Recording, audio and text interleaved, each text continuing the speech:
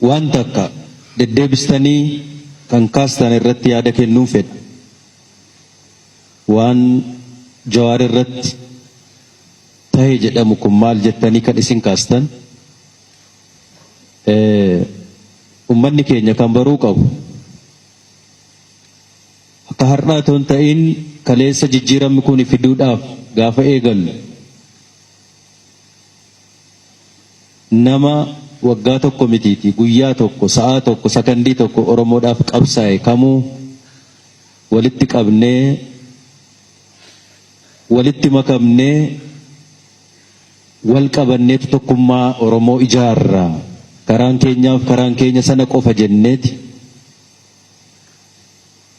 kan biyya ollaa jirullee kan biyya hambaa fagoo jirullee waammannee wabii walii taane humna walii taana humna dabalataa walii taana jenneeti wal affeerre wal waamne kanaan qofa qabsoon Oromoo kan cimuu danda'u tokkummaan Oromoo kan inni cimuu danda'u jenneeti. Sana keessaatii obboleessi keenya nama takka hundi keessanuu akkuma hubattan gaafa miilli isaa biyya kana ejjetu kaasee ulfina guddaaf kabaja guddaan isa simanne hundi keessanuu hin beektu. Sanaan boodas hojii guddaa hojii bal'aa waliin hojjetaa dhufne waliin hojjetaa turre. Kaleessas obboleessa keenya har'as obboleessa keenya borus obboleessa keenya.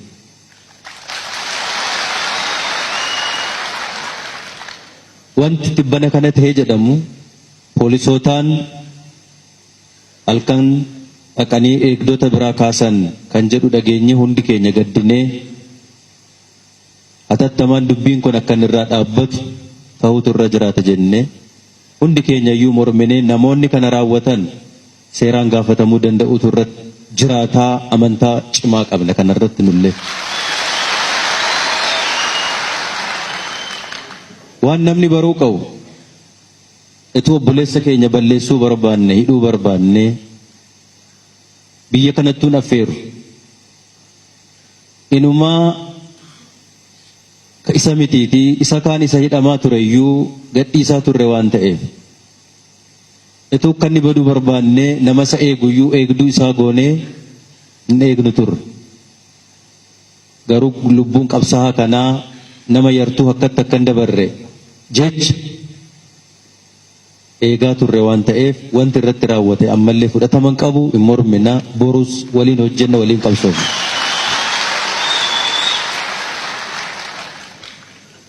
Kanaafuu ummanni keenyas isinis akkasitti hubachuun gaarii. Bakka dogoggorreetti garuu wal mari'achuu qabna. Bakka dogoggorreetti wal sirreessuu qabna. Bakka dogoggorreetti wal gorsuutu nurra jiraata.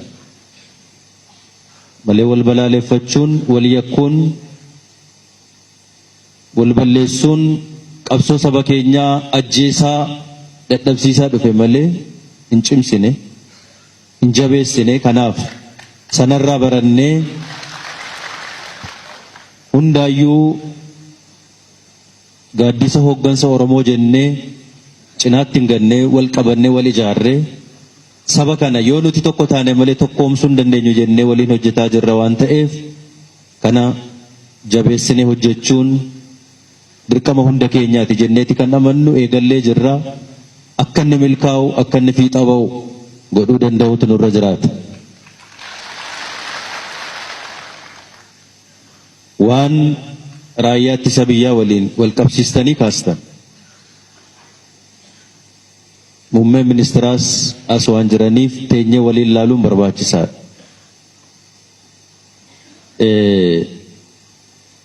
Raayyaan ittisa biyyaa hundi badiin qabu hundi yakkamaa miti. Yakkamaan garuu isa keessa jiraachuu hin danda'a. Kan badii qabu keessa jiraachuun mala. Kana ilaallee sirreessuun dirqama hunda keenyaati waan ta'eef hooggantoota kallattiidhaan humna kana bobbaasan waliin teenyee mari'annee fala akka inni argatu godhuun barbaachisaadha.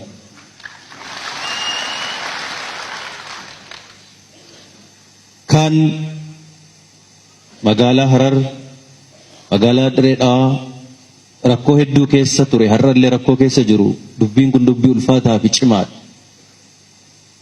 magaalaa Hararii hanga tokko karaa qabsiisuudhaaf yaalamee jira.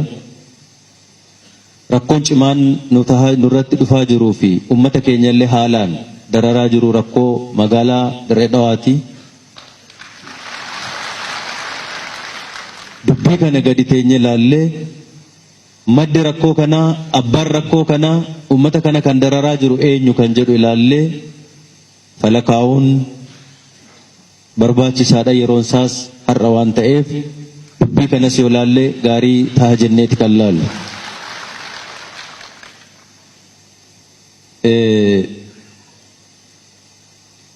Obboleettiin kiyya afaan keenya afaan biyyaa haa ta'u jennee waan gaafanneef manni barnootaa nurratti cufamee jira kan jette. Bara kana keessa kun ta'uu isaatti hin gaddina. Afaan kun afaan kabajamaa uummata bal'aadhaan dubbatamu afaan guddaadha. Kamis haa ta'u kam inni mana barumsaa arra cufuu soo jiraate nama dogoggore nama karaarraa kaate jaallannes jibbines afaan Oromoo afaan biyya kanaa hin ta'a.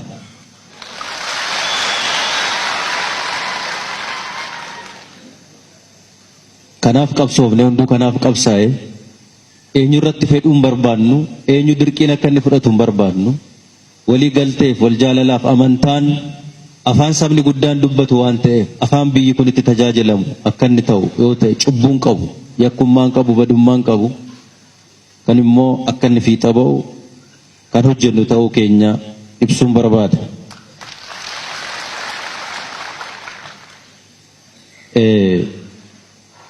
Egaa erga kana jenne rakkoon deddeebi'ee nurratti dhufu kun maaliif akkas tahaa? Kaleessas rakkoo ture har'as rakkoo jira kan jettan dhugaadha. Kun waan haalamu miti. Rakkoon har'a nurra jiru rakkoo hanga kaleessaa miti. Hangi tokko nurraa furamee jira. Garuu har'as rakkoo keessa jira. Akka Oromiyaatti rakkoo hedduu jira. Lixaanis yoo laalle, kibbaanis yoo laalle, giddu galas haa ta'u bahaan rakkoon kuni maali yoo jenne ammallee erga miila hiikkachuu jalqabneetii hidhaa ofirraa hiikkachuu eegalle malee xaxaan nurra jiru, shirri nurra jiru, dabni nurra jiru hedduudha, bal'aadha jennee kan nuti dubbannu qabatamaan waan nuyi har'a argaa jirru kanadha. Shira guddaatu nurratti deemaa ture, nurratti deemaa jira. Daba guddaatu nurratti deemaa ture, har'allee daba guddaatu jira. Sanatu nu hammacaa jira gamaaf gamana har'allee. Kun dagatamuu hin qabu. Kun akkamitti keessaa baana dhaabbannee wal mari'annee akkamitti ofirraa furreet miilla lamaan deemnee bakka barbaanne geenya kan jedhu dhaabbannee ilaaluu fi wal mari'achuu danda'uun walitti dubbannee wal deeggarree wal gargaarree waliin hojjechuun baay'ee barbaachisaadha. Wanti biyya kana keessatti hubatamuu qabu nus waa'ee tokkummaa lallabaa baane, waa'ee wal jaalalaa, waa'ee waliin jiraachuu biyya kanaa iyyaa baane. Maaliif biyya kanaaf sanatu ta'a jenneeti, sanatu fala jenneeti, sanatu mala jenneeti. Yoo kana jennu garuu nuti qofti waan tokkummaa hawwineef tokkummaa dhufuu hin danda'u. Waan nuti qofti jaalala hawwineef lallabneef wal jaalalli dhufuu hin danda'u. Nami hunduu kan baruu qabu eenyus haa ta'u eenyu, kan Oromoo jaallatus kan Oromoo jibbus kan baruu qabu. Nuti biyya kana keessatti bar wal ulfina walii laanneet wal kabajneet wal qixxummaadhaan waliin jiraanna jenne malee wal tuffachaa waliin jiraanna hin jenne. Kun baramuu qaba. Eenyuyyuu har'an tuffachuu barbaada taanaan fudhataman qabu. Madaallii kamiin, ulaagaa kamiin? Har'as gabroonfataa kaleessaa nutti deebisuudhaaf hawwa yoo ta'e Oromoo fi Oromiyaa gidduutti fudhataman qabu, iddoon qabu ta'uu hin danda'u. Nama hunduu kana baruu danda'utu irra jiraata. Barrisaaf jabannisaa irra darbee jira. Irra darbee jira. Dhaloonni har'a jirru dhaloota kana baachuudhaaf qophii qabnu miti nuti. Mirga keenyaaf jennee, bilisummaa keenyaaf jennee eenyummaa kabaja sabummaa keenyaaf jennee gatii kaffalle namni kamiyyuu gatii nuun kaffal. Kanammoo dhiiga keenyaan qabsoo keenyaan hin eeggan ammas har'as borusoo ta'e. Kun beekamuu qaba, kun hubatamuu qaba. Kun daangaa nuti bira darbuu hin dandeenye. Daangaa irra ce'amuu hin dandeenye. Haa ta'u garuu sana asitti tokkummaan walqixxummaan ulfina walii laachuuf kabaja walii laachuun bakka jiraatetti tokkummaa biyya kanaaf har'as borus hin hojjennu. Isatu nu baasa, isatu nu fayyada waan ta'eedha. Hamma inni kaan nu kabaju nus kaan kabajuu qabnu. Hamma nuti isa kaan kabajnu inni kaan ulfina nu laachuu qaba, kabaja nu laachuu qaba.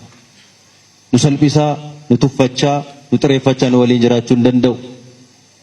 Nus kaaniin salphisaa, kaaniin xireeffachaaf xureeffachaa, kaan nu simatee nu fudhatee waliin jiraachuu dandeenya jenneen amanna. Biyya kana keessatti olaantummaan eenyuyyuu akka inni dhufu hawwii akkasiin qabnu nuti walqixxummaaf tokkummaan wal jaalalliif wal kabajanii ulfina walii kennanii waliin jiraachuutu dhufuu qaba biyya kana keessatti jennee amanna. Kana kan ta'uu qabu.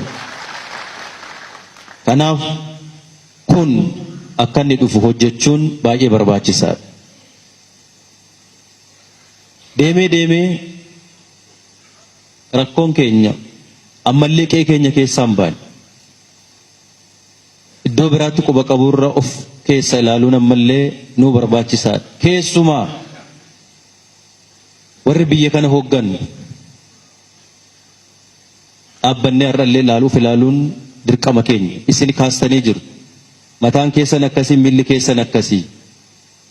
Har'allee iddoo tokko tokkotti jijjiiramni hin dhufne.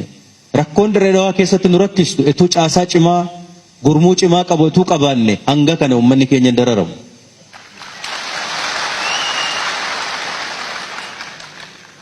Amma magaalaa Dirree Dhawaa qofa otoo hin ta'in iddoo kaanitti illee dhukkubni jabduun har'allee waliin dhoksine. Isin dhoksuus kan nuti hin barbaanne dhukkubni jabduun har'allee nu keessa ODP keessa hin jirti.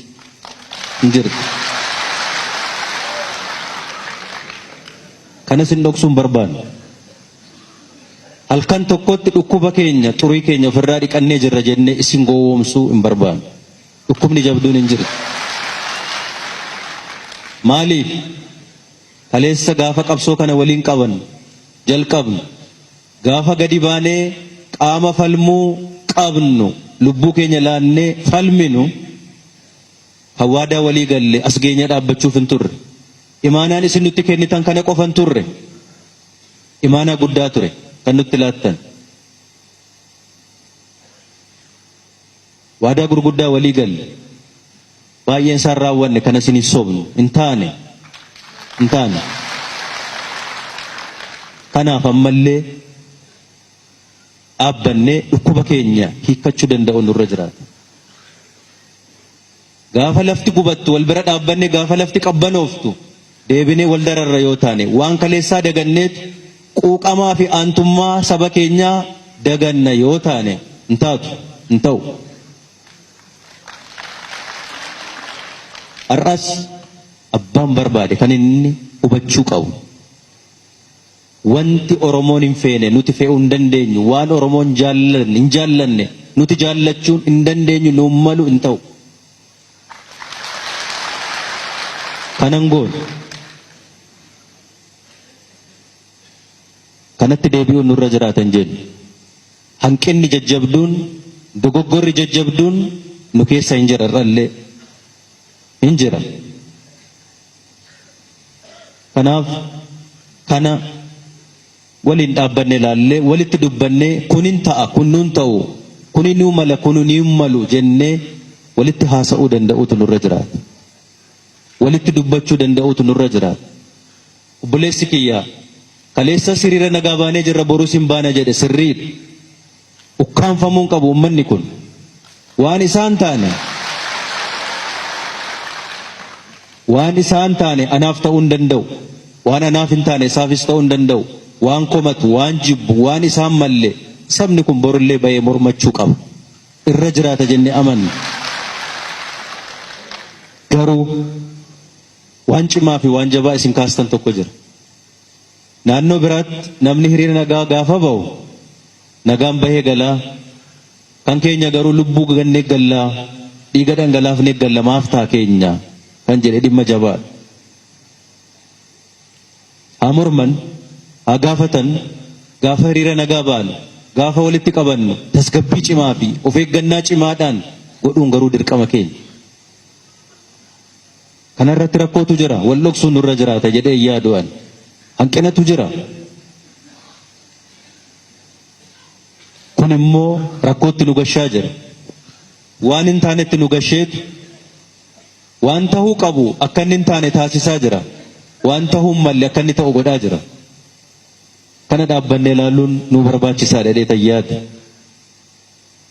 Haa ta'u garuu mirga keenya gaafachuun, mormachuun nu barbaachisaadha. Mormannee tasgeenye, gaafannee tasgeenye, namni kennaa nuu kenne hin jiru.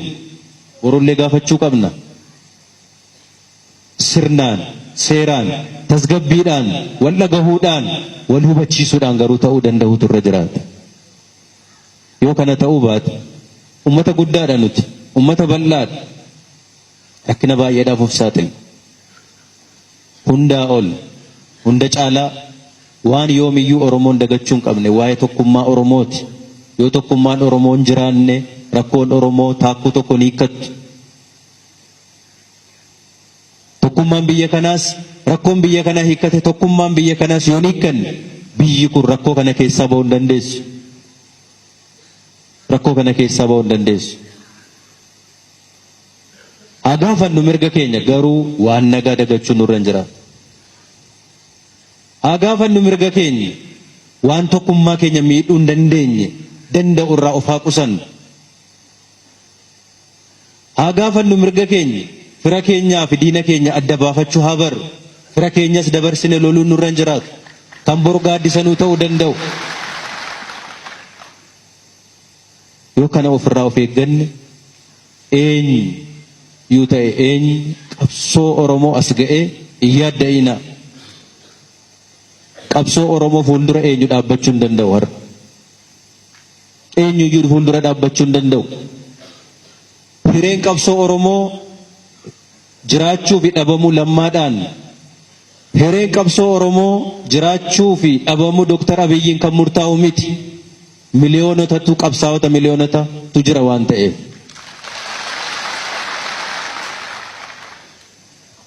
Isaa ol garuu Oromoon nu barbaachisa. Wal dhagahuun nu barbaachisa. Ifatti wal gowwoomsuu fi wal sobuu otoo hin ta'in waan hadhaadha jedhanii walitti dubbachuun, waan mi'aadha jedhanii walitti dubbachuun har'a nuuf nu barbaachisa. Harka walii dha'uu miti, dhugaa walitti himuu, haqa walitti himuu nu barbaachisa. Waan ta'eef rakkoon jajjabaan nurra jira, dhugaadha. Kana haaluun qabnu, haaluun nurra hin jiraatu. Asiif achiin kan harka nu harkisu, kan miilla nu butu waa hedduu jira. Sababa kanaani wantoonni kaleessa waadaa walii galleeyyuu etuun raawwatiin, etuun xumuramiin as kan ga'an. Waan ta'eef ummanni keenya guutuun har'as wal gurgufachuunii fi wal dhageenyee bakka wal qeeqnutti wal qeeqaa, bakka wal komannutti wal komachaa, garuu tokkummaa keenya, wal dhageettii keenya cimsinee hojjechuun barbaachisaadha. Har'as nuuf murteessaan isa jenneeti kan amannu. Gara fuula duraatti fiiguu fi tarkaanfachuu keenya kan murteessu isa jenneeti amanna waan taaneef an kana jabaannee yoo waliin hojjenne rakkoo har'aa nurra jirtu kana ofirraa furuu dandeenya. Borus guyyaan keenya guyyaan an hunda keenyaati. Bariin keenya jennee abdanna. Kanaaf iyyuu manguddoon, qeerroof qarreen keenya, abbootiin gadaas hundi keessan iyyuu akkuma wal gargaarree hojjechuu jalqabneen nagaadhaaf, tokkummaadhaaf wal gargaarree haa hojjennu jedha. Ulfaadhaa.